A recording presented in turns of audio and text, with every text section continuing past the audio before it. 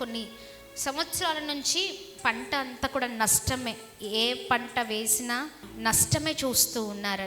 ఇంకా నువ్వు చేయలేవు, నీ వల్ల కాదు, నీకు చేత కాదు, ఇంతే నీ జీవితం అన్నారంట. కానీ దేవుడు అద్భుతమైన రీతిలో నిలబెట్టారు. కనీసం ఆయన మాట్లాడలేకపోతూ ఉన్నారు. చాలా దుఃఖము తనలో ఉంది. కానీ ఈ సంవత్సరం ఏప్రిల్ నెలలో ఇక్కడికి వచ్చిన తర్వాత తిరిగి ప్రార్థన చేయించుకొని మరి వారు వెళ్ళి ఆ పంటను ప్రారంభించారు. దేవుడు అద్భుతమైన రీతిలో ఇన్ని సంవత్సరాలు ఏ పంట అయితే కోల్పోయారో ఆ పంట విషయాల్లో ప్రభు కృపించి ఈ సంవత్సరం అధిక దిగుబడి. చూడండి, ఇల్లందు నుంచి వచ్చారు, ఇల్లందు గొల్లాపురం నుంచి వచ్చారంట. మరి బ్రదర్ వారి జీవితంలో ప్రభు చాలా అద్భుతమైన కార్యాలు జరిగించారు. వారు ఎంతో నష్టపోయి పంట విషయంలో చాలా మరి నష్టము, కొన్ని సంవత్సరాల నుంచి పంట అంతా కూడా నష్టమే. ఏ పంట వేసినా నష్టమే చూస్తూ ఉన్నారంట.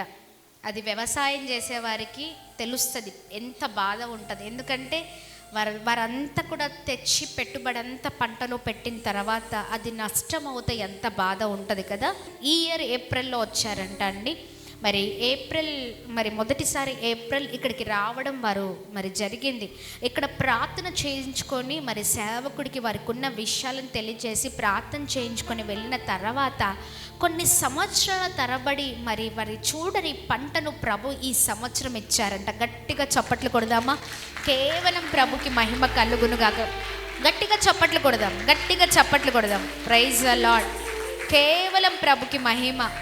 కనీసం ఆయన మాట్లాడలేకపోతూ ఉన్నారు. చాలా దుఃఖము తనలో ఉంది. చూడండి, కొన్ని సంవత్సరాల తరబడి పంటను అంటే పంట కొరకు చూస్తూ ఉన్నారు. ఇకనైనా వస్తుందేమో, ఈ సంవత్సరమైనా వస్తుందేమో అని. అలా ప్రతి సంవత్సరము కూడా వేసిన పంట వేసినట్లే పోతుంది. కానీ ఈ సంవత్సరం ఏప్రిల్ నెలలో ఇక్కడికి వచ్చిన తర్వాత తిరిగి ప్రార్థన చేయించుకొని మరి వారు వెళ్ళి ఆ పంటను ప్రారంభించారు.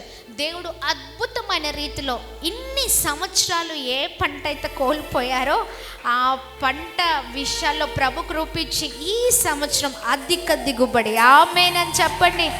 ఆమేన్. హల్లెలూయా, హల్లెలూయా. అందరూ ఏమంటున్నారు?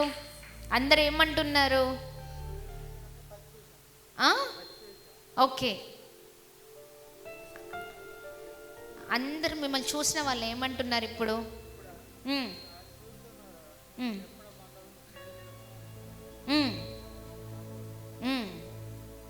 అని అన్నారు. ఇంకా దేవుడు వాళ్ళ ముందు నిలబెడతారు మిమ్మల్ని. ఆమేన్. ఇంకా నువ్వు చేయలేవు, నీ వల్ల కాదు, నీకు చేత కాదు, ఇంతే నీ జీవితం అన్నారంట. కానీ దేవుడు అద్భుతమైన రీతిలో నిలబెట్టారు. గట్టిగా చప్పట్లు కొడదామండి, గట్టిగా చప్పట్లు కొడదాం. కేవలం ప్రభుకి మహిమ కలుగునుగాక. ఈ సాక్ష్యాన్ని బట్టి మే గాడ్ బ్లెస్ యూ అండి. కూర్చోండి. దేవుని నామానికి మహిమ. చూడండి, ఈ స్థలము మనల్ని ఉన్నతమైన స్థితిలోనికి నిలబెట్టే స్థలం. ఆమేన్.